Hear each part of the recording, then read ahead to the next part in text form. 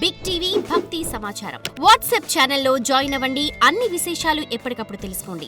వాగర్థావ్యవ సంపృక్తౌ వాగర్థ ప్రతిపత్తయే జగతః పితరౌ వందే పార్వతీ పరమేశ్వరౌ. ఆదిత్యాయ చ సోమాయ మంగళాయ బుధాయ చ గురు శుక్ర శనిభ్యశ్చ రాహవే కేతవే నమః. శృంగేరి జగద్గురు పీఠాధిపతులకి, కంచి పీఠాధిపతులకి నమస్కారములు తెలియజేసుకుంటూ కార్యక్రమాన్ని ప్రారంభిద్దాం. సంపూర్ణ చంద్రగ్రహణం సెప్టెంబర్ 7వ తారీఖు రోజున రాత్రి 9:57 ప్రారంభమై మధ్యరాత్రి 1:27 వరకు జరుగుతుంది. సుదీర్ఘముగా 3 గంటల 10 నిమిషాల పాటు ఏర్పడేటువంటి యొక్క గ్రహణ ప్రభావం పాత గణిత పంచాంగాల ప్రకారం శతభిష నక్షత్రం 4వ పాదం, పూర్వభాద్ర నక్షత్రం 1వ పాదంలో ఏర్పడుతుంది. దృక్ సిద్ధాంతం ప్రకారము పూర్వభాద్ర నక్షత్రం 1వ పాదంలో ఏర్పడుతుంది. 2 సిద్ధాంతాల ప్రకారం ఆమోదయోగ్యమే కాబట్టి ఈ యొక్క శతభిష పూర్వభాద్ర నక్షత్రంలో జన్మించినటువంటి వారు, శతభిష కంటే ముందు అయినటువంటి ధనిష్ట నక్షత్రము, పూర్వభాద్ర నక్షత్రం తర్వాత ఉన్నటువంటి ఉత్తరాభాద్ర నక్షత్రము, అలాగే కొన్ని రాశులకి ఈ గ్రహణం ఏర్పడుతున్నటువంటి కుంభరాశిని ఆధారంగా చేసుకొని కొన్ని రాశులలో జన్మించినటువంటి వారికి అశుభ లేదా శుభ మధ్యమ ఫలితాలు ఉన్నాయని చెప్పారు. కాబట్టి ఈ యొక్క సంబంధించినటువంటి ఈ రాశులకి అనగా శతభిష పూర్వభాద్ర నక్షత్రంలో జన్మించినటువంటి వారికి అనుజన్మ తారలైనటువంటి ఆరుద్ర, పునర్వసు, స్వాతి, విశాఖ నక్షత్రాలు కూడా లెక్కలో తీసుకున్నట్లయితే టోటల్గా మొత్తంగా శతభిష, ధనిష్ట, పూర్వభాద్ర, ఉత్తరాభాద్ర, పునర్వసు, ఆరుద్ర, స్వాతి, విశాఖ ఈ నక్షత్రాల్లో జన్మించినటువంటి వారు ఈ యొక్క గ్రహణాన్ని చూడరాదు. ఈ యొక్క నక్షత్రాల్లో జన్మించినటువంటి వారు తదనంతరం గ్రహణ తదనంతరం పరిహారాది క్రియలు పాటించుకోవాలి. అయితే చాలామందికి ఉండేటువంటి సందేహము, ఈ గ్రహణ ప్రభావము ప్రకృతిలో సంభవిస్తుంది కదా, ప్రకృతికి సంభవించేటువంటి దానికి మనకేంటి సంబంధము అంటే, మనమేమి ప్రకృతికి విరుద్ధంగా జీవించట్లేదు, ప్రకృతికి మనకు సంబంధం లేనటువంటి అనేక లక్షల కోట్ల సంవత్సరాల దూరంలో మనం లేము. ఈ ప్రకృతిలోనే, ఈ భూమిలోనే ఈ ప్రకృతి నిండి ఉంది. ఈ భూమిదే ప్రకృతితో మనం సహజీవనం చేస్తున్నాం. కాబట్టి ప్రకృతిలో ఏర్పడేటువంటి యొక్క కొన్ని వైజ్ఞానిక అద్భుత దర్శనాలు అని అంటారు ఈ గ్రహణాలని. కాబట్టి వింత అని కూడా అని చెప్పవచ్చు, ప్రకృతిలో ఏర్పడే వింతలు. ఈ యొక్క గ్రహణము ప్రకృతిలో ఏర్పడుతుంది, విశ్వంలో ఏర్పడుతుంది. మనం కూడా ప్రకృతిలో భాగం కాబట్టి మనకు కూడా ఈ యొక్క గ్రహణానికి సంబంధించినటువంటి ప్రభావము మానవాళి మీద తప్పక ఉండి తీరుతుంది. అంటే ప్రకృతిలో ఏర్పడేటువంటిది కాబట్టి ఏదో ప్రకృతిలోనే ఇబ్బందులు రావట్లేవే, ప్రకృతితో మనం ఉన్నాం కాబట్టి మనకు కూడా ఇబ్బందులు కలిగాయి. అందుకే మీకు ఉదాహరణకు చూసుకుంటే ఈ యొక్క సంపూర్ణ చంద్రగ్రహణం, సూర్యగ్రహణం మనకు ఈ మార్చి నెలలో ఏర్పడింది. తదనంతరం అనేక విపత్తులు మన భారతదేశంలో కనిపించకపోయినప్పటికీ మన భారతదేశంలో వందల వేల మందిని మనం నష్టపోవడం జరిగింది. విమాన ప్రమాదాలు, పెహల్గాం దాడి. అలాగే ఇప్పుడు ఏర్పడుతున్నటువంటి ఈ యొక్క చంద్రగ్రహణ ప్రభావం 21వ తారీఖు సెప్టెంబర్ ఏర్పడుతున్నటువంటి సూర్యగ్రహణ ప్రభావము వలన ఆల్రెడీ కొన్ని విపత్తులని మన విశ్వము అనగా మన ప్రపంచం చవిచూసింది.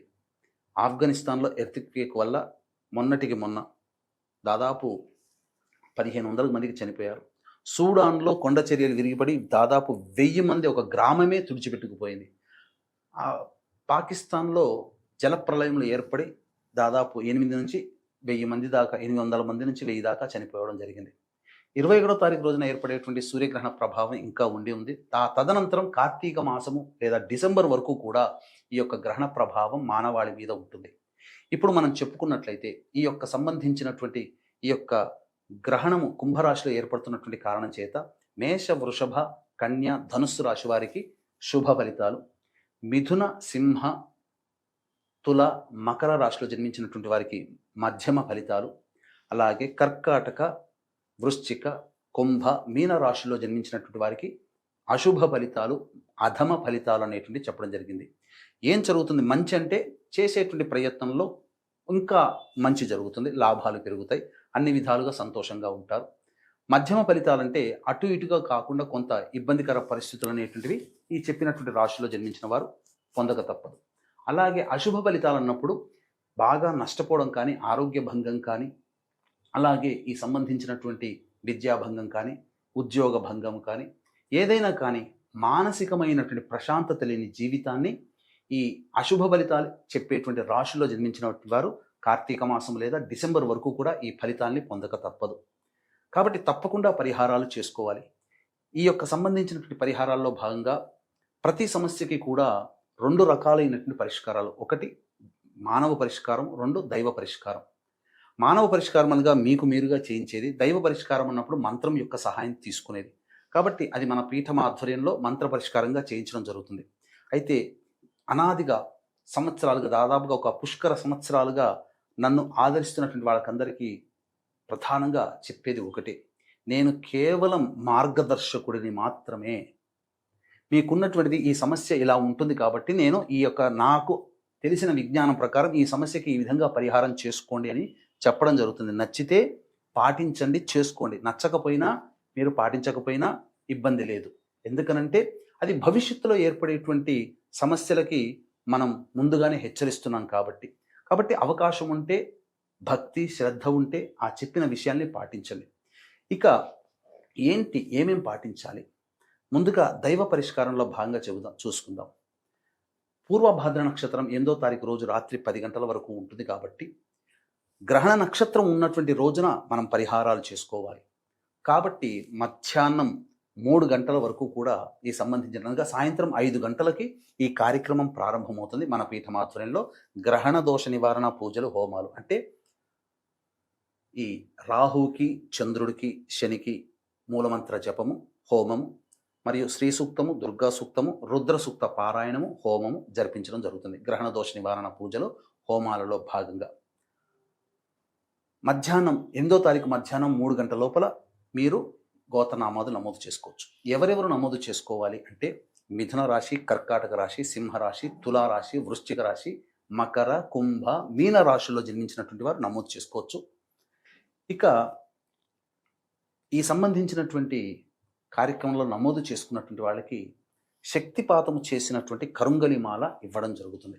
ఇక మానవ పరిష్కారాల్లో భాగంగా మీకు మీరుగా ఎటువంటి పరిష్కారాలు చేసుకోవాలని అంటే రాత్రి 9:57 ప్రారంభమవుతుంది కాబట్టి 9:50 స్నానం ఆచరించి, పట్టు స్నానముగా ఆచరించి 9:57 కాబట్టి 10 గంటలకల్లా మీరు దేవతా మందిరంలో దీపారాధన చేసి, లేదా ఇంట్లోనైనా కానీ ముందుగా దీపారాధన చేసుకొని విష్ణు, శివ, లలిత సహస్రనామ పారాయణం కానీ, గురువు గారు ఇచ్చిన మంత్రోపదేశం కానీ, లేదా మీరైనా కానీ మీ ఇష్టదేవత ఆరాధన కానీ చేసి తెల్లవారి లేచిన తర్వాత కాలకృత్యాదులన్నీ తీర్చుకొని ఇల్లంతా శుభ్రపరచుకొని పూజా మందిరము, విగ్రహాలు, పటాలు అన్నీ శుభ్రపరచుకొని మీరు కిలోంబావు బియ్యము, కిలోంబావు మినుములు, 100 గ్రాములు నల్ల నువ్వులు ఇవి తీసుకొని ఒక శ్వేత వస్త్రము తీసుకొని తదనంతరం మళ్ళీ మట్టి పాత్ర కానీ, ఇత్తడి పాత్ర కానీ, కాంస్య పాత్ర కానీ తీసుకొని అందులో వెండి, చంద్ర, సూర్యబింబము, సర్పబింబము వేసి ఆ పాత్ర మునిగేంత వరకు ఆవు నెయ్యి వేసి బ్రాహ్మణుని దగ్గరికి వెళ్ళి సంకల్పం చెప్పుకొని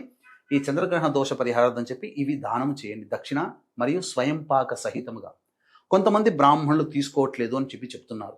కాబట్టి అటువంటి సందర్భంలో బ్రాహ్మణులకి ఈ బియ్యము, బినుములు, నల్ల నువ్వులు, స్వయం పాకము, దక్షిణతో సహా దానము చేసిన తర్వాత ఆజ్యము పాత్ర ఏదైతే ఉందో అందులో ఒత్తివేసి రావి చెట్టు మొదట్లో కానీ, లేదా దేవాలయంలోని ధ్వజస్తంభం దగ్గర కానీ దీపారాధన చేసి వెనక్కి తిరిగి చూడకుండా ఇంటికి వచ్చేయండి. ఇంటికి వచ్చే ముందు ఇంట్లోకి రాగానే కాలకృత్యాదులు తినగా కాళ్ళు, చేతులు, మొహము, శిరస్సున నీళ్లు చల్లుకొని ఇంట్లోకి ప్రవేశం చేయండి. చాలు. ఈ విధంగా చేస్తే గ్రహణ దోష నివారణ జరిగిపోతుంది.